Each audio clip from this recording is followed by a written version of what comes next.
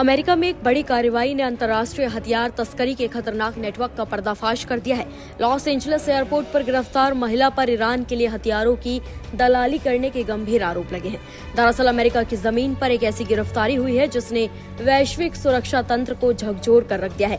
Los Angeles international airport पर 44 साल के ईरानी नागरिक शमीम माफी की गिरफ्तारी सिर्फ एक क्रिमिनल केस नहीं बल्कि एक ऐसे अंतर्राष्ट्रीय नेटवर्क का खुलासा है जिसके तार तेहरान की खुफिया गलियों से लेकर सूडान के जंग के मैदानों तक फैले हुए हैं।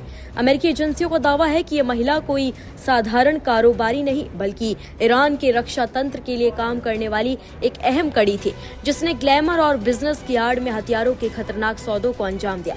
जांच में ये सामने आया कि ये कहानी साल 2020 में एक ऐसे मोड़ से शुरू हुई है जब ईरानी सरकार ने उसकी पैतृक संपत्ति जब्त कर ली थी। इसके बाद कथित तौर पर उसे एक सौदा ऑफर किया गया कि अमेरिका में रहकर ईरान के लिए रणनीतिक काम करो और अपनी संपत्ति वापस पाओ। यहीं से एक आम जिंदगी जी रही महिला अंतर्राष्ट्रीय हथियार तस्करी के खेल में उतर गई। अमेरिका में ग्रीन कार्ड होल्डर होने के कारण उसे न केवल भरोसेमंद चेहरा मिला बल्कि वो अमेरिकी सिस्टम के भीतर रहकर उसे इस्तेमाल करने की स्थिति में भी आ गई। अभियोजन के मुताबिक माफी में ओमान में एक शेल कंपनी खड़ी की और उसके जरिए ईरान और सूडान के बीच करीब $70 मिलियन यानी कि लगभग 580 करोड़ रुपए की सैन्य डील की मध्यस्थता की।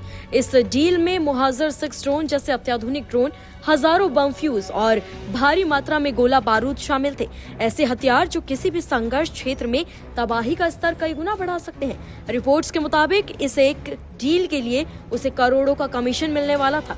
सबसे चौंकाने वाला पहलू यह है कि लॉस एंजलिस के पॉश इलाके में रहने वाली महिला सोशल मीडिया पर लग्जरी लाइफस्टाइल दिखाती थी, महंगी कार्स, विदेशी यात्राएं और हाई प्रोफाइल नेटवर्किंग, लेकिन पर्दे के पीछे वो इनक्रिप्टेड एप्स के जरिए सीधे ईरानी खुफिया अधिकारियों के कांटेक्ट में थी और अमेरिकी लॉजिस्टिक्स नेटवर्क का इस्तेमाल हथियारों की आवाजाही के लिए कर रही थी।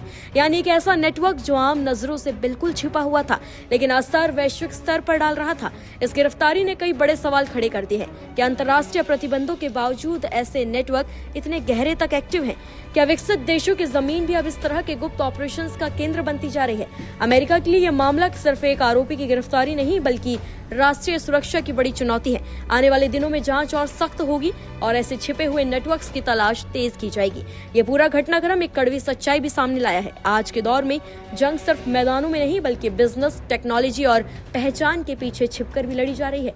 और जब हथियारों का खेल पर्दे के पीछे से चलता है तो उसकी गूंज दुनिया के हर कोने तक पहुंचती है। फिलहाल खबर पर आप क्या कुछ कहना चाहेंगे? कमेंट्स में हमें अपनी राय जरूर दें।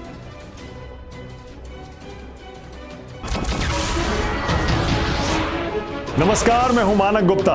अगर आपको हमारा ये वीडियो पसंद आया हो तो इसे लाइक और शेयर जरूर करें और हाँ, हमें सब्सक्राइब और फॉलो करना ना भूलें ताकि आप देश और दुनिया की कोई खबर मिस ना करें।